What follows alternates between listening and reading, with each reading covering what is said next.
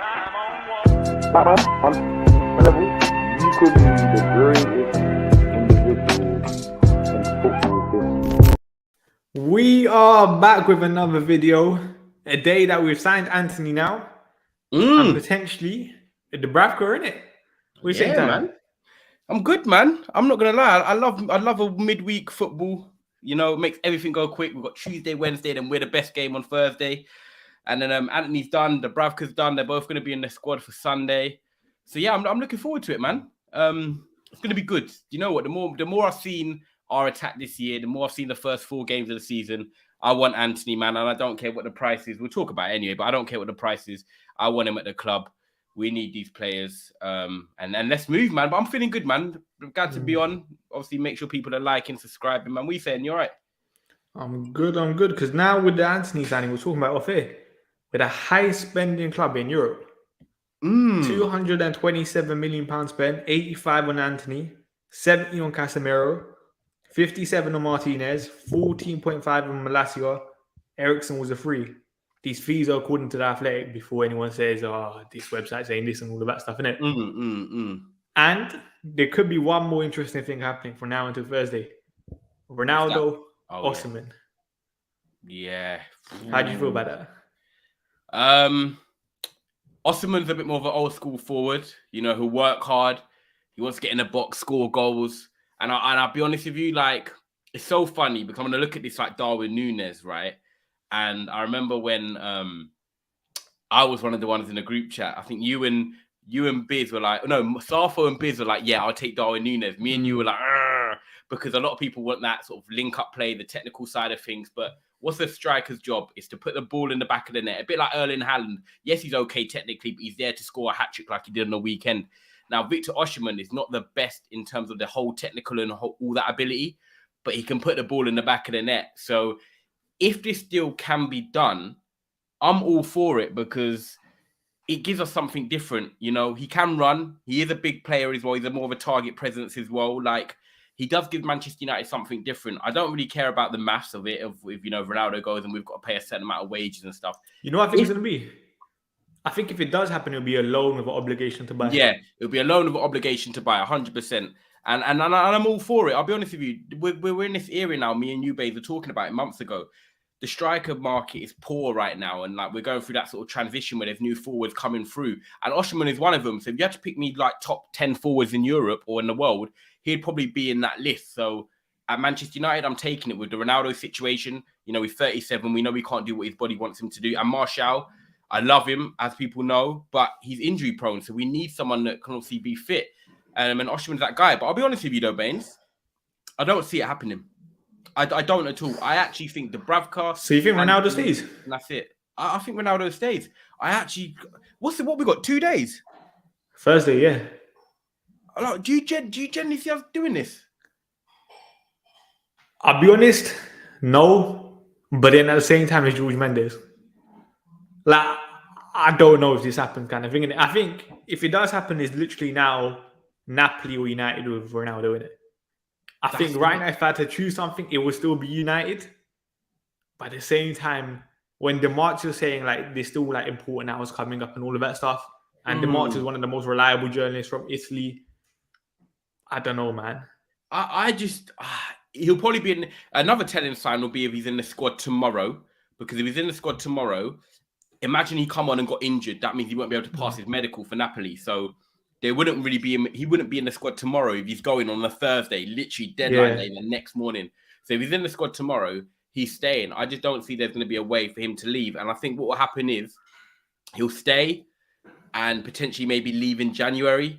If not, we're with him for the season. And Ten Hag is kind of set his stall out already. Like, the good thing for me, right, and this is what I want to make clear, I'm a Manchester United fan that wants Ronaldo to leave the club, guys, with a replacement coming in. That's being honest. If a replacement comes in, I want Ronaldo to go. I'm not going to hide that.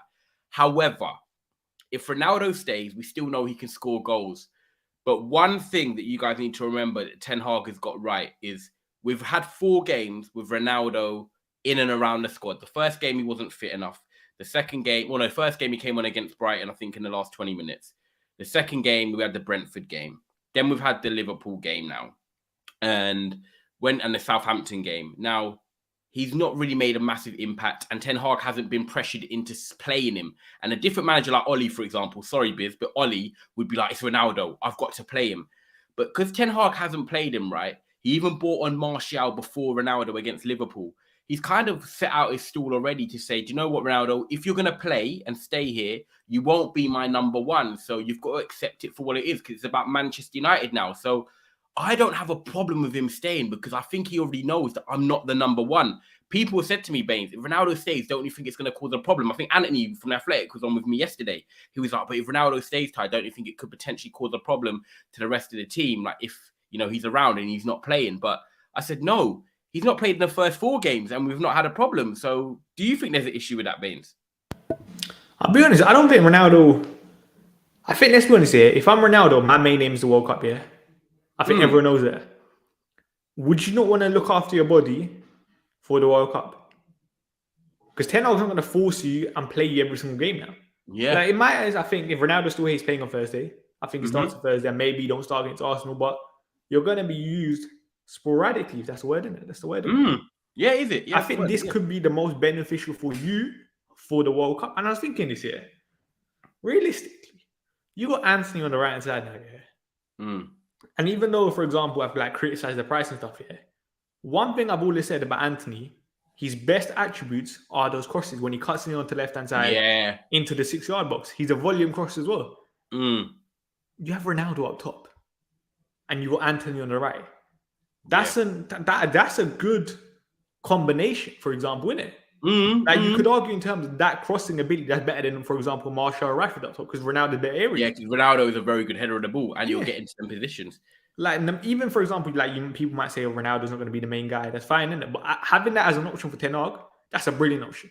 That is a phenomenal option to have. It's an option. That's what I'm saying. It's mad now. I kind of laugh, but it's mad that I'm in 2022 and I'm now talking about, because I've watched Ronaldo's whole career, and I'm now talking about Ronaldo being an option. Like, it feels weird, Baze. I didn't think I'd ever get to this time. No, but it's not even like, for example, he can still be starting, isn't it? But I'm just saying that combination. Yeah, no, I agree with you. Antony and Ronaldo. That's no, I fully agree. It's just weird because obviously normally you'd be like Ronaldo starting every game, but it doesn't mean Ronaldo's a bad player. We're just saying that we're at a time now where we're going to use him as an option because we've got other forwards. And you know what? That point there with Antony, I was just watching. You probably were watching it. The Athletic. There was a tifo thing that come out about what Antony brings to Man United. It's just come out. Arca. You'd probably like it. It's like a 7-minute video anyway. And they were talking about his stats. Like he's a progressive passer.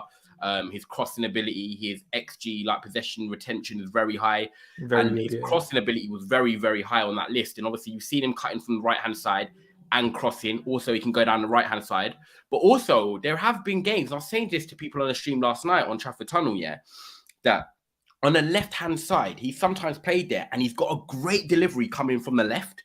So it's not like he's just going to play on the right. I get it. He's going to come in and that's going to be his position, and Sancho and Rashford will balance it out on the left. But if he's drifting and he's picking up the ball in different areas, he's still capable. It's not like when you put Mahrez on the left-hand side and you know you're not getting the same Mahrez.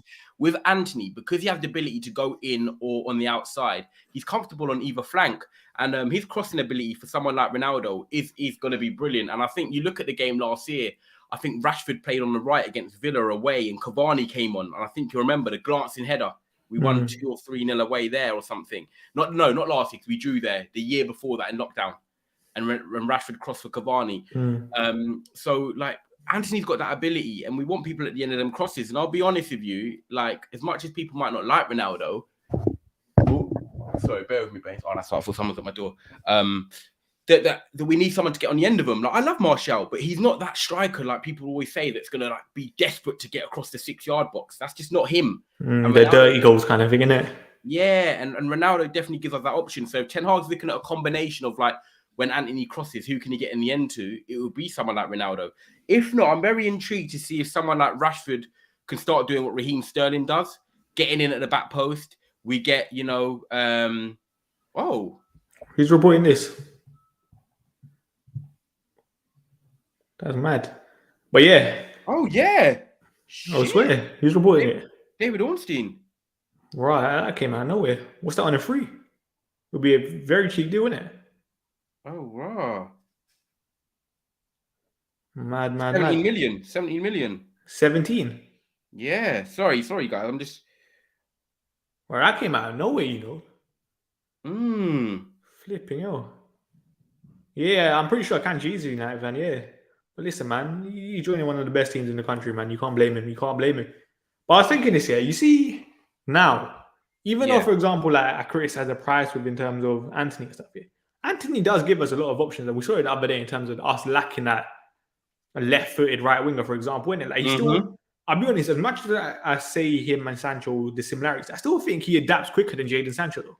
Like, he still has a bit more physical capabilities and attributes better than Jadon Sancho. So I think we'll be fine. But 100%. I think from a Ten point of view, options, because we would have said pick and choose the games. You got Antony and Rashford, Sancho now as your free plays. I fully agree with that. I actually think he comes in and adapts quickly. I think he's got the pace.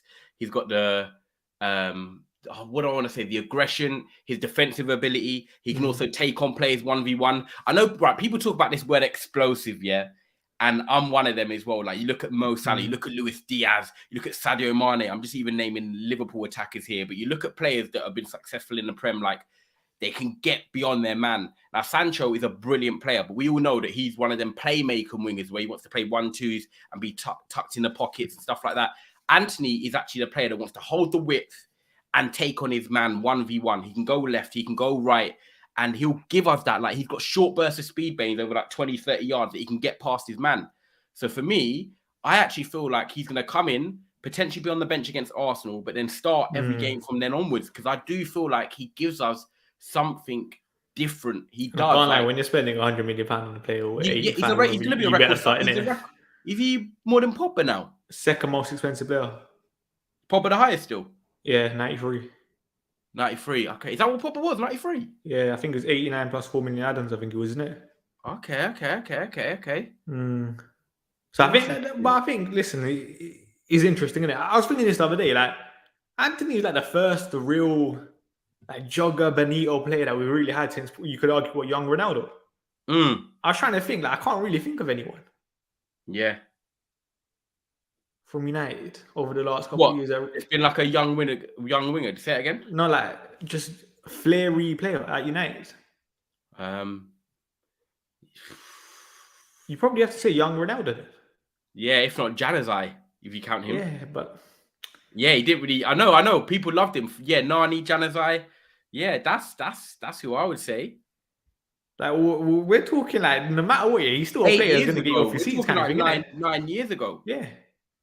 It's mad, isn't it? So that's the only exciting element to that signing, because let's be honest, like, he will get. Yeah, Memphis ain't that guy though. Nah, he's not that guy. Nah, don't try it, man. You lot, don't do that. But I can't lie, I'll be honest. If we were to do the swap deal for Osimhen and Ronaldo, I'll be honest. I really, really like Osimhen. And I know people are going to say the price tag. Yeah, I think Napoli went for 62 or 72 million. Yeah, it was from. Was it Lille, isn't it? Lille, yeah. He used to be at Wolfsburg. Then I think he went Lille. Then it was obviously Napoli after one season. But listen, the money you're going to have to pay in it. Like, we're at that point, strikers. PSG, by the way, sorry to interrupt you. PSG is signing Carlos Soler. Swear down. Yeah, from Valencia, 18 million. What the hell is going on? Flipping, like, there's been a couple. Sorry, guys. Yeah, man. I know I see you guys in the comments as well. Yeah, Fabrizio just said they're signing Carlos Soler for 18 million. He's meant to be highly rated as well. Yeah, like, listen, fair play. But I think, like, in terms of the striker market, we said it, like, you're going to have to pay the big money. Strikers, hardest position. Like, you could argue that's the hardest position in football. Scoring goals is the most valuable attribute. And Osimhen does that. I think his goal record at Napoli, I think the last time I checked was like 0.6 something goals per 90. That's fine kind of thing, isn't it? That's not bad at all. You're pretty much better than a 1 and 2 striker. Yeah. So 100%. What do you think about that comment there? Ramo will put a 315. I'd rather have Ivan Toney over Osihmen. I think it's hard though, because I feel like with your I'll tell you what it is, right? Because I'm not saying that you're right or wrong, Ramo. I think when Ivan Toney's been playing in the Premier League at a Brentford team, he'd want to come to Manchester United and basically start because he knows the Premier League. Whereas I feel like if you're getting Osimhen in, you have that kind of insurance policy that because he's got to adjust to the league, a bit like Skamaka coming to West Ham, you don't have to throw him in straight away. You don't have to throw him in the deep end. We can rotate. We can still bed him in. So I think Osimhen gives us that flexibility, which is why I would be more for that over Ivan Toney coming in and then thinking he's going to start most games. And I'm sorry, I don't know if he's good, but I don't know if he's that good. Ivan Toney's an interesting one. I said it like price tag is a massive thing. He's probably going to be 60, 70 million pounds. Yeah, 100%. I think he needs to stay at Brentford for one more season. Yeah, Because realistically, like let's be honest, a lot of your goals were penalties last year. yeah, Go out there, get double figure goals again of non-penalty goals, and let's just see kind of thing. But I do feel like he has the like the fundamentals to be a very, very good footballer. Like he's shown it already, kind of thing. But at the same time, I'm like, he's a bit different in terms of he still has the goals and the hold-up play kind of thing, innit? Yeah, he does. Why, like, he's a very unique profile. He's an Mm. interesting one in Ivan Toney. Whereas Osihmen, you could argue, is more goals kind of thing, innit? Yeah, more goals. I get it. Like, yeah, and I do rate Ivan Toney. I'm like you. I just feel like if he comes to Manchester United, right? Say Manchester United are in the Champions League next year. Yeah, this is how I look at it. Right, Manchester United are in the Champions League next year, and we're playing some of the toughest opposition. We've got Bayern Munich, we've got Barcelona, whoever it is. Am I confident with Ivan Toney leading our line against these top elite centre backs? No, I'm not. I'll just put it out there. No, I'm not. Very good striker, probably good for Europa League level and stuff like that. But do I think he can take on the best? No. And you're going to laugh. Do I think Martial can? I fucking do. And I know he's not fit, but I feel like someone like Martial, who's fully fit, can actually play a forward role against top European defenders. I do, Bainesy, and that's how I look at it. Do I think Victor Osimhen can go up against some of these top defenders in Europe in the Champions League? I do. So with Ivan Toney, I do want him to have. But then, would you not say maybe Victor Osimhen is like the sexy European name compared to Ivan Toney? What, he plays at Napoli, Nigeria? Yeah. And that's why you think that? Nah, just I don't know. Just obviously playing in Napoli, obviously in the Serie A, I've seen what he's done there. I know, like you said, Ivan Toney, but even in the big games, Ivan Toney, like, have I seen him do much in the big games last year? In the games that really matter, like when you want to make a big statement? Not really, to be fair. You can score against your Leicesters and your Burnleys and stuff. But would you not say his role was a lot harder in terms of he was the one kind of dropping deep, and then Wemo was the one making the runs in behind? Arguably should be scoring more goals kind of thing than Ivan Toney last year. I don't know. I want another year of Ivan Toney, man. I'm like you. It's like I think he's good. I do think he's good, but to come to a team like Man United, do I think he's really ready yet? Like, I don't know, man. I don't know what I'm trying to say about Ivan Toney. Yeah, it seems like from what I've seen, I watched a podcast with him with, you know, that Mera guy. Yeah, on the Judy, whatever it's called. Yeah. He seems to have like a big personality in terms of he walks into places and he knows he's the guy kind of thing, innit? Because I was listening to the way he speaks and stuff. Like even when he was at Peterborough, for example. Yeah, he's from near me. He's from near me. Yeah, like when I was listening to hear how he spoke about his like Peterborough stuff, he was like, I walked in and I knew I was the main guy kind of thing, innit? Like, he seems to have that personality where I don't think pressure really phases him. No, even when he spoke with Flex after the Brentford game, he just looked like not bothered, but he's just like, yeah, like this is what it is. You know, they couldn't really handle it or whatever. He's just very measured and calm in his approach. And I do think he believes in his ability. I think that's one thing he does. He does believe in himself. Like if you said to me right now, do I take Ivan Toney because we haven't got no other options? Yes, as a rotation man, 100%. Like I would take it, but do I feel like if you gave me a pool of people to be like, right, Ivan Toney, I just don't know, man, if he's got that A grade for Manchester United. You can be a good striker. There's no disrespect. You can be a good striker at a top 6, top 7 club. I just don't know if you're a top 3, top 4 club, man. That's no, but then you could also argue the other way in terms of how many strikers would you really say stand out there? Because Ivan Toney, in my eyes, no matter, even though I might get onto him, he's still the best of a bad bunch, probably. So, because he's probably technically, hold up playing technically, he's probably better than Oshimen at that. Yeah, he definitely is kind of thing, isn't it? And Ivan Toney's record, for example, even in the championship, was an absolute joke. I think he's only, Mitrovic came in and broke his record.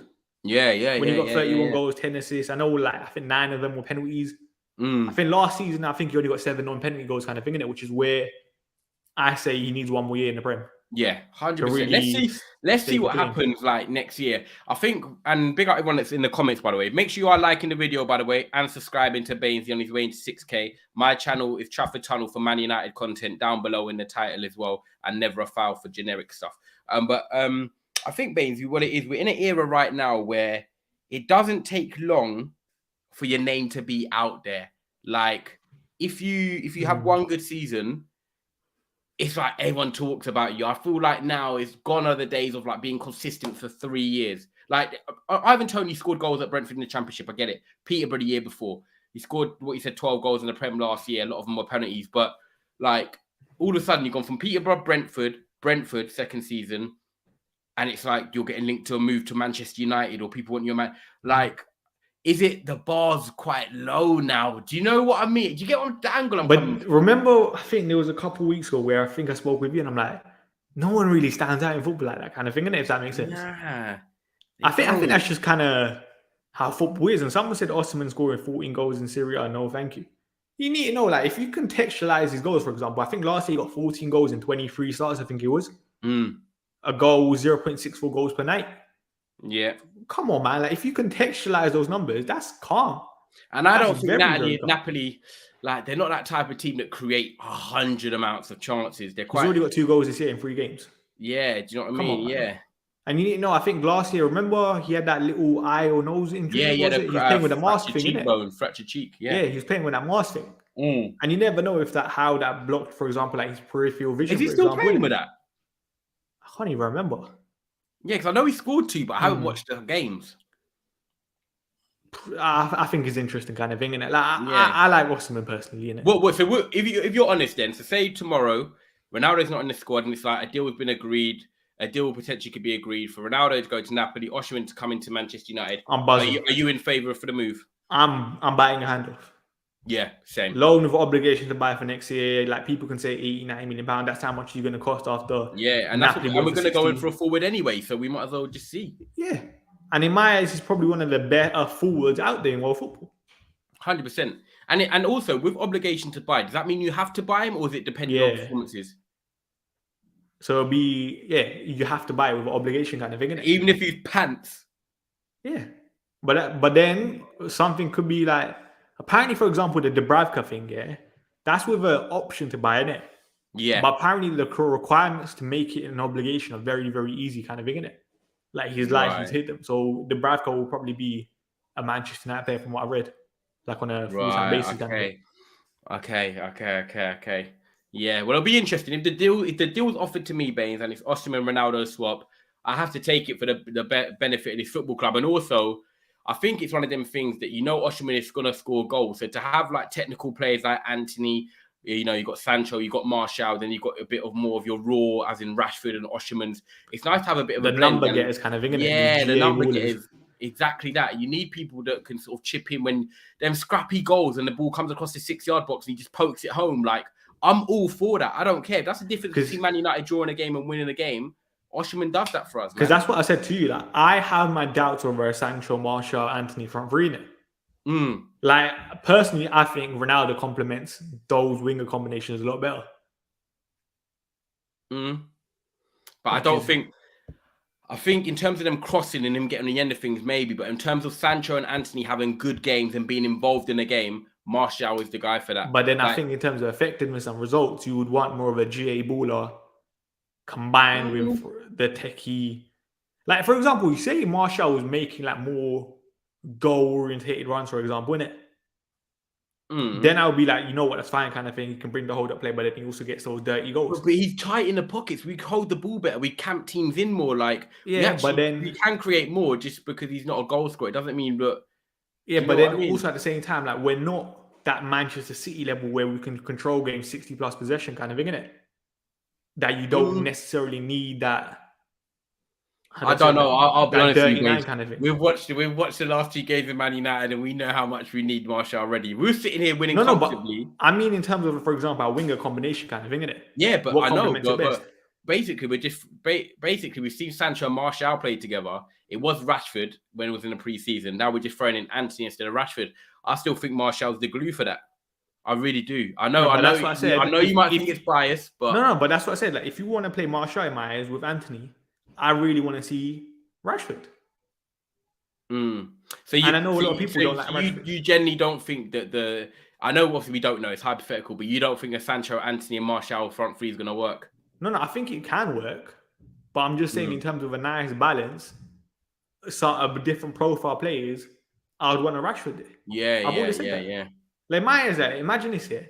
Like, in my eyes, this sounds better. Sancho, Antony, Ronaldo, or Martial, Rashford, Antony. What's your best front three now? Take it game by game. If we was in a final, if we're in a final in May, and you were like, Depends who you're playing. Don't ask me this question. I'm asking you. Depends who you're going to play. And some say, why would you want to see Rashford? Because he's a different profile player to what we have. You will make those runs in behind kind of thing, isn't it? If I'm playing like a Liverpool or a Man City, I'm probably he's more of a Martial. I'm probably going Rashford, Martial, Antony. Yeah, I agree. Yeah. But then maybe if it's more of a low block team, maybe for example Atletico, then you would want a more of a Ronaldo kind of thing. Maybe that's sort of a game that you play a Ronaldo, Sancho, Antony. Yeah, maybe. Yeah. Yeah. It'd be interesting. That's why I think Ronaldo does say there's going to be games at home when we're playing the Bournemouths or the Fulhams and stuff like that, where we need Ronaldo to maybe just stat pad a couple goals and give us a 2-0 lead. You know, that's sometimes what you need. It's going to be interesting to see how Ten Hag manufactures this over the season, because now he's got his number one attacker in Antony. You know, we're probably not going to get Osihmen, and Ronaldo is probably going to stay. So we're looking at, you know, Antony and Sancho on the right. We've got Rashford and Sancho that can play on the left. Ronaldo and Martial that can play up top. I don't think I'm leaving out anyone there. So we've kind of got 2, and 2 if they stay fit, which is kind of a nice balance. It's kind of a nice option, if I'm honest. And then you still got an Elanga, Garnacho for the Europa League games. Big up HK Music, he said, when we're playing possession football, Sancho, Martial, and Antony works Rashford is best off the bench because he's direct. I'll be honest, like, it's going to be interesting to see how he uses it. Because remember, we got 5 subs as well. Yeah, I like this comment though. Yeah, like in terms of our bench options, they're very, very interesting now. Because I was looking at it the other day in terms of, I think it was Man City's bench, innit? I was like, for 5 subs, you would have thought City would have had a lot stronger bench, but they don't really more, kind of. Yeah. And with United, like, I'm not saying we're the best of benches, but in terms of maybe place changing games, for example, you can still have the Ronaldo, Rashford. Garnacho, for example, Myers can change the game. You still got a bit more. Yeah, we've got different profiles, kind of thing, isn't it? Yeah, different profiles. I do agree with this HK as well. Like, say again. That's one thing I do like in terms of our profiles of our forward areas. Yeah, different. Now, do you know what? Yeah. Antony, people don't realize, like, I get it, it's 100 million, but Antony kind of blows our attack into a different level now. Like, I'm not saying he's going to be, oh my God, the next Ballon d'Or winner, but because he is left-footed, because he plays on the right-hand side, like, it does mix things up for us, like, massively. We've had Elanga starting on the weekend. Elanga's now back into, like, 5th choice. It's just so weird for the team, what he does. And I'll be honest with you as well, Baines. I do think once Antony's fit, he's going to be one of the, out of all the front 4, and I'm talking, including the number 10 in this, the front 4, Antony's the guaranteed starter, I think, out of all of them. I think so as well. Yeah, I do. I think so as well. I genuinely do. And he said, bench was worth 45 million last game. Fabrizio's tweet. You know what I do now? Fabrizio's tweets. Man's got notifications on, so I can see him instantly. This guy, what did... Dubravka has arrived in Manchester in order to complete his medical. So he'll be at Carrington this afternoon. Loan with 5 million buy option. It's done. Fair. Come on, man. Someone said Ahmad's still here. I think Ahmad's going to go on loan over the next 2 days. I think that's going to be the plan now, isn't it? Has to go on loan. Was it that Richard Fay guy? Rich Fay? I can't remember his exact name. The guy that works for Manchester Evening News. I think he said that United are trying to get a loan for him. Yeah, I think a couple championship clubs and a couple of European clubs have been told of looking at him, actually. And that Rich Fay guy is very, very good for like youth academy players and stuff, younger players. Bring up, we'll do this one now too. Yeah, after gone. Do you think so? This one, right? I'll be honest with you guys. Like, I'm gonna surprise you, but I've been a fan of Dubravka for a few years, and a lot of people were like, "Why are we getting Newcastle's number 2?" He's only Newcastle's number 2 because Nick Pope's come in. But I remember Dubravka's debut, actually, funny enough, against Manchester United, and he had a very good game. But there's a positive in Dubravka. So 1, he's a good shot stopper. 2, he still believes that he can play at the highest level.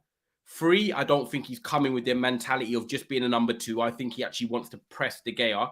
And 4, if De Gea gets injured or he is out of form, I'm not actually being like, oh my God, Dubravka's coming in, like we've got a poor replacement. I think Dubravka's actually adequate. And I know people might laugh. Honestly, the only weakness is at his feet. I don't know how good he is, Baines, because Newcastle didn't play that football under Steve Bruce.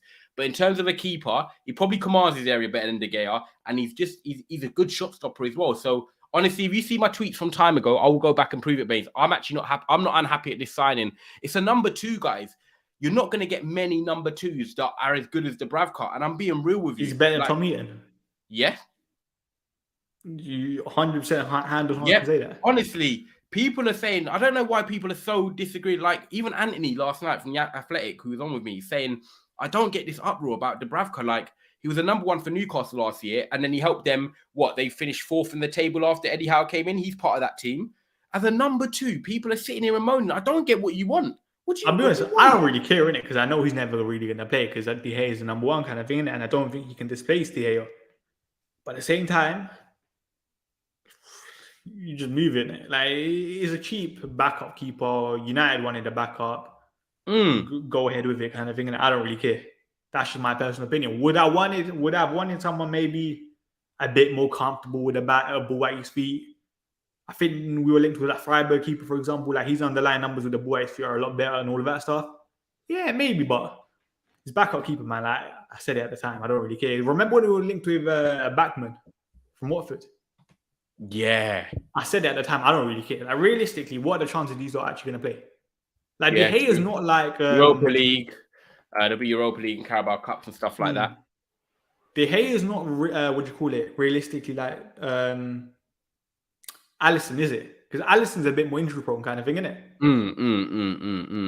And that's when you probably do need a bit more of a competent keeper, but De Gea is fine kind of thing, isn't it? I don't know. Do you know what? I think Dubravka will get a few games this year, and if obviously De Gea doesn't make any mistakes and stuff like that, if he does, I do think Dubravka gets a chance to maybe get a couple of games. I think Ten Hag will stick by him, but I think the truth is, if you want me to be completely honest with you, we're in for a keeper next summer. I think this is the last time for Baines thinks he is crap. I don't think he's crap. I don't really care. I genuinely think we're in for a keeper when this season ends. I really do. They got HK Music as well. Said Ahmad will come good. He's a baller. I really hope the next loan that he gets, he's just playing consistently. Because this one is the Rangers loan didn't go as planned kind of thing. I just want him playing consistently on the right hand side, and let's just see how he develops kind of thing. Because there's clearly a player in it. He has ability. Yeah. He just needs to play men's team football. Because he hasn't played that enough kind of thing. Even when we bought him, he barely played for Atalanta.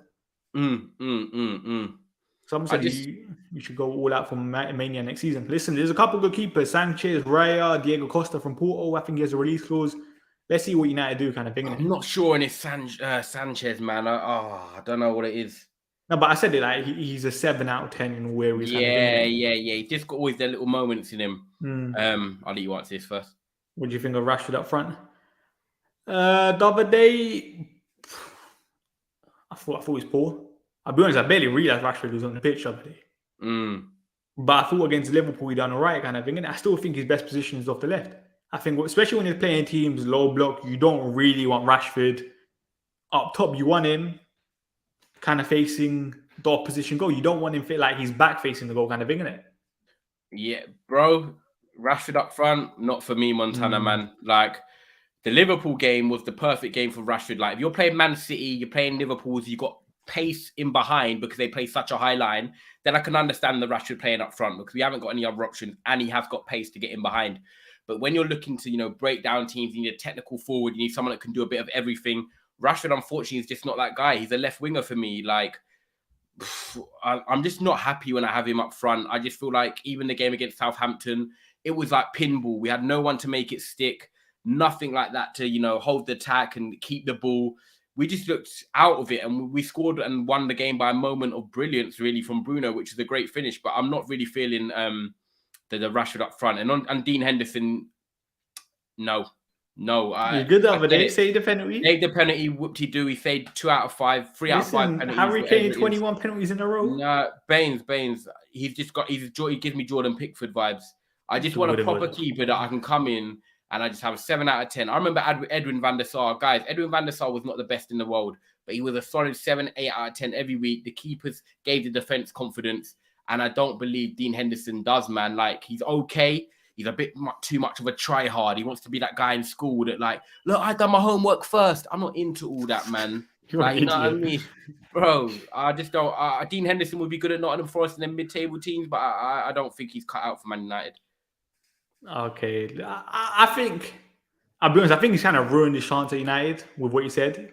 Even though I do agree with what he said, like it's a weird one kind of thing. And I do think, listen, I'll be honest. I think he's a calm keeper and he's a Premier League keeper. Whether he's going to Do you make want it him at as United, Manchester United #1 for the next 5 years? yeah, that's the thing, isn't it? Yeah. That's where the problem comes, and that's where I probably would prefer, for example, a Diego Costa or a Mike Maignan, for example, innit? Or Sanchez / Raya. But I do think when people say he's crap, I massively disagree with that. Yeah, And I still think crap. he's our best. Yeah. He's our best keeper right now at the club, or on the books, kind of thing. Yeah, I still believe that. Yeah. It's just that the standard of our keepers are not that great. So obviously, yeah, I know what you mean. And by the way, Joe and Bradley, that's what I'm saying. Van der Sar was good. That's what I'm saying. Van der Sar was good. He wasn't the best in the world, but he gave you 8 out of 10 every week. Commanded his area, gave your defense confidence. That's what I want at Manchester United. And for me, De Gea and Henderson, they both don't do that. So I want a new keeper next year, 100%. Someone said earlier, Baines, by the way, the question, I didn't want to tell them like we were ignoring them. Someone said, Van der Beek, are we worried about his game time now? Because we never mention him in like when people talk about midfielders and attack, which I think is a fair question. I can't find the minute, but someone did ask. Wait, we'll get onto that, just quickly. Let me answer. Yeah, big up, James. Someone said Jan Sommer. You see Jan Sommer, I swear to God, I cannot stand that guy after the other day. Made 19 saves against Bayern Munich, you know, that little idiot. Yeah. Could have 19 saves. That's got to be a record. I think it might have been like, there was a stat, I can't remember now. Were any of them like really good saves? A couple of them were really good. Come on, you're facing Bayern Munich. Yeah. Like, it was hella annoying, and obviously Bayern Munich got the late goal. Musiala came on, got an assist, by the way. My boy. I see him come on. But it was just annoying kind of thing, innit? But big up James Jones. He said people love the idea of AM9 1920 version is done. Once he plays, he start being inconsistent. Again, Sancho and Antony need goal scorers, not AM9. 8 years. What's your response to that? My response to that, James, and obviously, as you know, I'm the biggest Martial fan going. I'm CEO of Martial FC, if people didn't know. But realistically, I think Martial's biggest problem, guys, is that his body's not used to this intensity. With Oli and then Mourinho. Mourinho killed him kind of thing. Mourinho, his training sessions are not intense. They're very pragmatic, slow approach. Then you come with Oli, who's like, all of a sudden, I want you to run loads. I want you to run loads. And then he had a good season under 1920. Since then, the injuries have picked up. He's getting muscular problems a lot now. And I just think his body and him bulking up over the last few years, it sort of hampered him now. And it's going to be interesting to see if Ten Hag can get him back to his best. I love Martial. I got a question for you. Do you think Martial suffers from maybe not having his like a position kind of thing, if that makes sense? Because you know how people say Martial should play left or up front? Sometimes you look at Martial and say, yeah, he's bulked up to play maybe a 9. And then sometimes you say he's lost a bit of muscle, maybe he's a bit more agile. And that's kind of been like a little... It's like a battle with himself. Yeah, and maybe because of like his body just continues to change, it maybe gets a bit more interesting. I don't know how... I don't know. Do you know what? If it'd be one of them ones, I would love Martial to sit down and have an interview and just talk about like his ups and downs in his last few months or years. You know what I mean, with the low move and the form and then going off it. Because I do think there's such a quality player in Martial, and we've seen already he is the glue to the attack for Ten Hag at the moment. He can do well.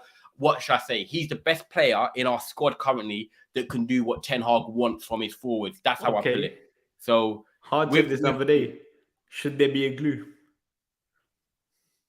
There shouldn't be. No, there shouldn't be a glue, Baines. But Martial's ability to outshine the others has made him the glue. It's not our fault that there's not other footballers really in Europe, or like the Benzemas, you've got the Martials, you've got Gabriel Jesus, Firmino's, who's not the same anymore. But them type of profiles that link everything together, you know, I've got a jumper, I've got a t-shirt here. It just needs a bit of stitching here. And then man of the stitch. There's not many footballers like that at the moment. And that's why I feel like Martial, technically, his IQ, what he can do, he's got a unique profile and it's made him the glue. Ten Hag would love to have 2 or 3 Martials, so would I. But we haven't got that comfortability, brother. You're on 11, innit? We haven't got that comfortability, brother. So we need to keep the Pritt stick, you know, free at the moment. Like John says, I call him Mr. Pritt stick. We need him back. And in the press conference tomorrow, I'm hoping he says he's back for Arsenal, because I'll be honest with you, Baines. It's not even just Martial. Rashford's trying up front. We know it I'll be don't honest, work. I don't think Martial's not fit, and Ronaldo, we can't rely on him. If we go into the season with these three as the forwards, we're in for a long season, Baines. You think Martial will be back for Arsenal? Yeah. Achilles. I think they don't. When's our game after that? Sunday, we're playing Crystal Arsenal Palace, again, I innit? think. We've got Thursday Europa League against Sociedad after that, innit? I think they try and bring him back for the Crystal Palace game. Yeah, it's next Sunday. Because you see with Martial, he seems like one of those players where he's never back on time, if that makes sense, innit? Yeah. Like he needs maybe 1 or 2 weeks more. He's longer. His body doesn't recover as quick as others. I think this is a great point as well. Rafael Varane has been confirmed that he's on an individual program now. Erik ten Hag said that a few weeks ago. And I think that works for Rafael Varane. At the end of the day, availability is the best ability, as we always know.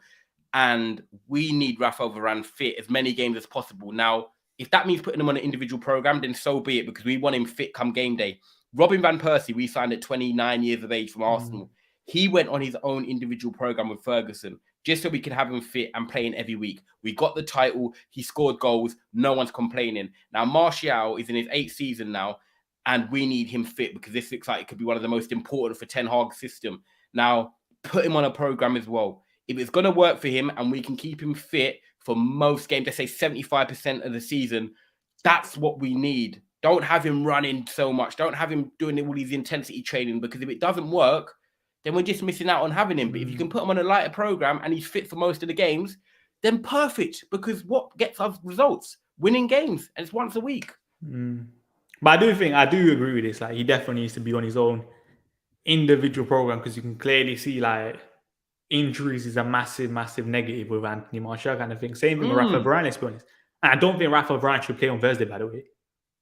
So who are you bringing in? It has to be Maguire. Why not Lindelof? Is Lindelof even fit? Back. Then that's a conversation for 10 hours. You see, man done the itching nose thing. Listen, that's not my problem now, is it? That's Erik ten Hag. I love that, babe. But I think it probably will be Harry Maguire realistically, kind of thing, isn't it? Just because he's played a bit more. And then maybe Lindelof, Europa League game against Real not Sociedad. Up against Jamie Vardy, man. No. Yeah, but then what are you going to do? You're going to play Varane on Sunday as well then? I'll play Martinez and Lindelof, and then I would actually bring in Varane for the Arsenal game. I don't want Maguire anywhere near. Maguire 4 choice to me. No, but that's fair in it. But all I'm saying, Varane better not play against Leicester in it. That's just my main point. Yeah, but if anyone comes in, it's got to be Lindelof if he's fit, because stylistically, quick Leicester, counter-attacking team, we need that mobility. Ten Hag screamed, that's why he brought Varane in, for mobility.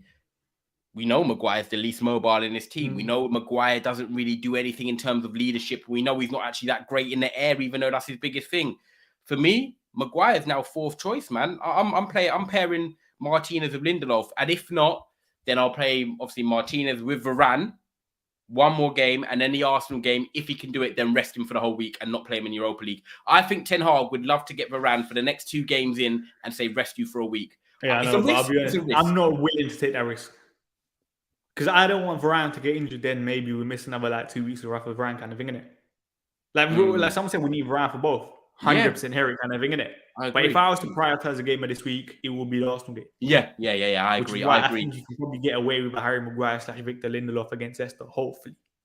Oh God, it's weird. It gives me shivers listening about Maguire coming back in. It's mad, because you look at our defense just without him within 2 games, and how confident are you now, Baines? Like when you look at that team now, it's so much different, isn't it?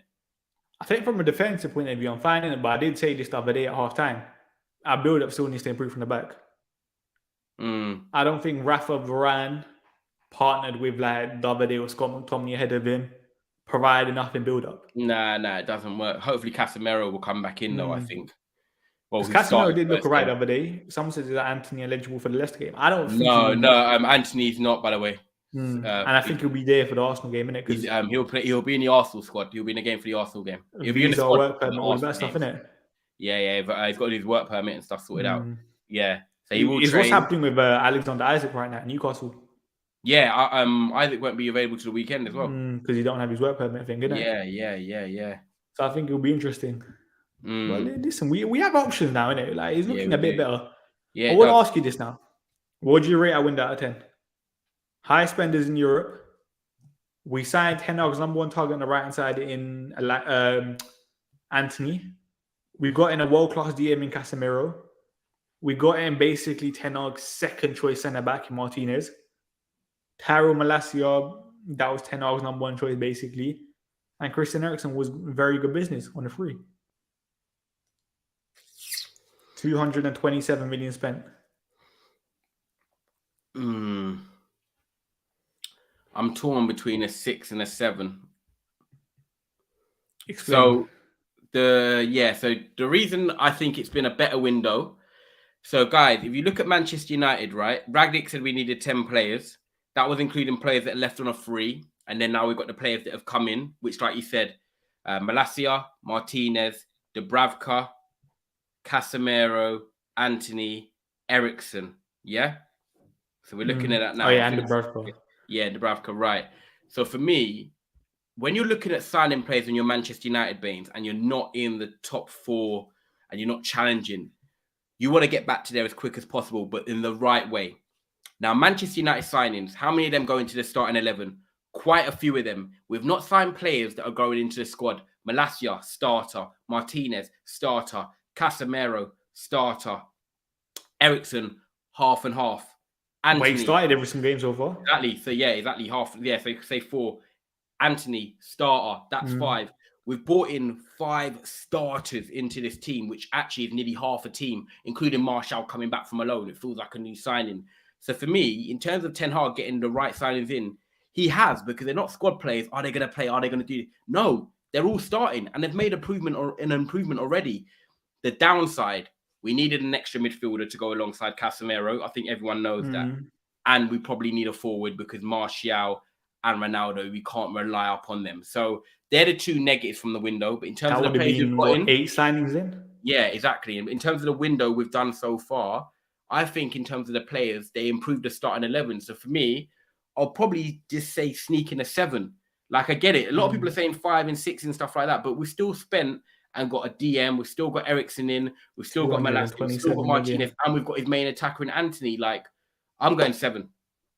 I agree. I don't think you can really say much. Like, we've been the highest spending club in Europe. Like I don't even think it's about the spending though, just the spending. But in terms of the players, like that's it. These are all your number one targets. Realistically, these are a lot of players that you wanted yourself. Yeah, like that's for the first time you can really say, like, come on, man, these are all the manager signings. Other than maybe I've seen people debate maybe Casemiro, but let's be honest, Casemiro will define in a 10-0 team. If Alvarez can play in a 10-0 team, for example, innit? But I'll be honest, I'm relatively happy looking back at it now. Yeah. Obviously, you can question players coming in, the timing, 100% here. That's something I criticize with the club. Yeah. Timing's been shocking. It hasn't been at Arsenal. Arsenal, Jesus was there for pre-season. Look how Jesus settled in, for example, innit? But I think overall, you can be relatively happy. Yeah. Another thing I wanted to touch on here, see Eriksen. Oi, don't you think he's been a bit underwhelming? Exactly, because I've seen a lot of people say he's been one of our best players, and I'm just like, I'm not sure about this one. Go on, speak on it. Because I'll be honest, you know the other day against the first game. Let's take it game by game. So the first game was Brighton, and he played in the false 9. Okay, it's not his fault, but he was poor. Second half, he went deeper and he got on the ball a bit more, but was still okay. But his ball possession wasn't that great. We then go to Brentford, and he's played in the deeper role, which is not his fault again, but Ten Hag's trying to find a way to get the team winning. He gets dispossessed for the goal after the first warning of getting the ball, but then he didn't really impact the game anyway. We then play Liverpool, and I'll be honest with you, we won that game on emotion. We battled, but the midfield was the poorest part for me. McTominay, him, and Bruno weren't really doing much. They run around and, they're okay, but the midfield wasn't actually that great that game. And then we play against Southampton on the weekend. He gets subbed, but did he really actually do anything? So for me, he's been okay, but it's not like, oh my God, we take him out the side on Thursday, which I don't want him to start on Thursday, and I'm going to miss him. I'm not thinking that at all. I don't want him to play Thursday. I want him to get a rest, and I want us to bring Fred in with Casemiro. So, for me, I get what Eriksen brings us. He has got quality on the ball, and he's got a final third delivery and whatnot, but I'm yet to see him do his strengths in Man United at the moment. So you think his performance has been very Bruno-esque in terms of him on the ball? it's not been great, has it? No, but do you think he's been Bruno-esque in terms of him losing the ball a bit too many times and all of that stuff? I don't know about Bruno. I don't know about Bruno-esque, but I don't know. I don't want to say it's Bruno-esque, but I don't think he's been in the right positions to sort of show that side of his game. Like out of all the signings, right, that started. So Malacia, Martinez, we've got He's been the Casemiro most at the disappointing start. one. I think out of all the starters, he's the one that's underwhelmed me the most. But it's 4 games in. Like, we're still adjusting. The players are still adjusting. We've still not even had Casemiro in yet to have a proper DM in there. It's been McTominay, Bruno. Like, can anyone shine with that pair? Someone said I think he needs to play further up. I'll be honest, I disagree. I don't think Eriksen can play further up in like the 10 role kind of thing, innit? You don't? Nah, I think he's probably better a bit deeper because that's where he played. He was a bit deeper for Brentford as well. Nah, I think people get conned by that. He wasn't. They played a back 5, so then it looked like on the formation sheet that he was, but he actually wasn't. Like he's not that Tottenham Eriksen kind of thing, innit? That's just my opinion. Kind of. Have we signed okay, if he's not let me ask you something. People said agenda straight away. This ain't an agenda. Why would I have an agenda against Christian Eriksen? He's one of the most likable players kind of thing in the world. Okay, let me ask you. So you played him in a pivot and a deeper role, didn't really work. Played him in a full side, didn't really work. Played him as a number 8 against Southampton, was okay. Instead of signing a Tottenham Eriksen, have we signed a problem Eriksen? What do you mean a problem Eriksen? An Eriksen that we don't know where we should play him. That's my question for you. Nah, I disagree with that. I don't think. I wouldn't call Christian Eriksen a problem. I can't. No. I'm not saying he's a problem. Not a problem to address him or anything like that. But will we ever get the right position for him? Is he an 8? Is he a 10 now? Is he a deeper player? Come on, man. It's been 4 games, and he hasn't. He didn't have the preseason to settle in, kind of thing, innit? Like, for example, where 10 hours probably would have seen him a bit more, how he fits into the rest of our team. And listen, our midfield's going to change again now with the signing of Casemiro. Big up David, by the way. He clocked the rhyme. yeah, like, come on, man. You're not doing something. You're not doing that. I'm like, I criticize Eriksen, but I ain't going that far, kind of thing, innit? Yeah. It's gonna be interesting to see now. Like, with the midfield pairing, Casemiro, Fred, Bruno, Casemiro, Fred, Eriksen, like, where does this, before we wrap it up then, the last thing, it's perfect. We can talk about, Eriksen, 8, 10, 6. We've got a player we signed from Ajax who is one of Ten Hag's main go-tos in the Champions League. Big goals away at the Bernabeu, big goals away at Spurs, big goals away at Chelsea. Donny van der Beek. Now, what happens with him? Does he have a future here? Where does he play? Because this one is just, Eriksen's coming and basically taken another position that Donny could have been playing potentially. Before we get onto the midfield, let's answer the super chats quickly. Okay. And he said, Ten Hag wanted Núñez, Frankie de Jong, Timber, and we didn't get any of those. He's only top signing we've got for 10 hours. But I do think, like, let's be honest, if you had a choice between Timber and like Timber said no to us. Yeah, I'm taking Martinez over Timber, actually. Yeah, you could argue Martinez with the left-footedness benefits us more. And let's be honest, Núñez, we wanted him, but realistically, man, if Liverpool come in, you're choosing Liverpool over us. Yeah. De Jong, we agreed if he... Yeah. What more can we do? It was difficult kind of thing, innit? Yeah. It was difficult. But 100%. I do hear, like, Antony's probably the only top target. But I always say, like, no manager gets all the top targets. No. Look at, for example, City with Cucurella, for example, at left back. Yep. And he said Eriksen can't play with Toney and Bruno. He's used to possession football. These guys can't play that way. And I do agree with this to an extent. Because remember what I said? I think Eriksen's best game so far has been when Donny van der Beek played. Remember against Rayo Vallecano?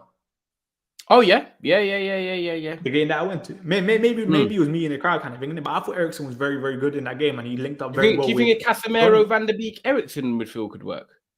Casemiro, Eriksen, Van der Beek. Yeah. It could, isn't it? Yeah, well, why not?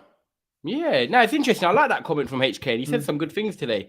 That could potentially, that's what I mean. That's why I said, like, what can you do really when you've got Bruno and McTominay who are just not great on the ball at all? Like, you're the only one that's got to do something. So every mistake you make or anything, it looks covered. Like, I think it's very hard for any midfielder to come in and look good with them. This is why I'm excited to see Casemiro come into this team, man, because you know, it will help the other players, especially because he's got that technical ability to actually be okay. And people these are goals asking what's comment our there. best. So what's our best midfield? I'll be honest with you. Do you see this thing? You know what Bain said earlier about fixtures? This is me now. Like, and I've said this for time. When it comes to midfield and our forwards, if teams like Man City, we can say Man City probably, but there's not many teams out there that you can say, right, this is your best. This is your best. Like, you play the fixture. And I think Manchester United right now are that team, because if we've been winning titles and stuff like that, you could probably say, right, Bernardo, Rodri, KDB is Man City's best midfield because they're winning. They're at the top. When you're Manchester United and you're finding your way and you're trying to get wins here and there, I think you just got to play the fixture. You think Eriksen and Bruno could play together? Well, they've played together already a few times. Yeah, but it's not clearly not working, is it? No, it's not. So you're saying the answer's no to that? It's too early. A lot of this is too early to tell. Bruno was interesting the other day as well, you know, because you could argue Bruno wasn't their best, but then that goal, the finish. You know what? He was probably going to get dropped on Thursday. He'll play tomorrow now. He'll play Thursday now because I think Eriksen gets dropped for Toney. Yeah, for Toney.